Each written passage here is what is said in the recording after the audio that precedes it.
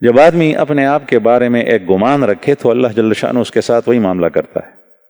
جب آپ کہتے ہیں کہ مجھ سے نہیں اٹھا جاتا، آپ بیمار نہیں ہیں، آپ بستر سے نہیں اٹھتے، اللہ جل شانہ نے آپ کو مواقع دیے ہیں، تو پہلے آپ کی نفل چھوٹے گی، پھر اس کے بعد آپ کی جماعت فجر کی چھوٹے گی، پھر اس کے بعد جو ہے وہ ایسا وقت آئے گا کہ فجر کی نماز وقت سے نکل جائے گی، سورج نکلے گا، آپ نماز نہیں پڑھ سکو گے۔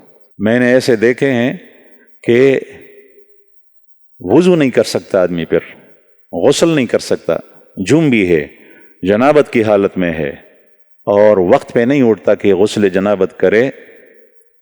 پھر اس کے بعد ہوتا کیا ہے کہ ایک نماز، دوسری نماز، تیسری نماز چلی جاتی ہے، اور یہ جنابت کی حالت میں ہوتا ہے۔ اور مجھے ایک شخص نے کہا کہ 7 دن مسلسل میں جنابت میں ہوتا ہوں۔ میں نے کہا کیوں؟ کہنے لگا میں غسل نہیں کر سکتا۔ کیسے نہیں کر سکتے؟ کہتے ہیں ہمت نہیں ہوتی۔ یہ انسان جس طریقے سے معاملہ رکھے، پھر اللہ جل شانہ کو کوئی تمہاری حاجت نہیں ہے۔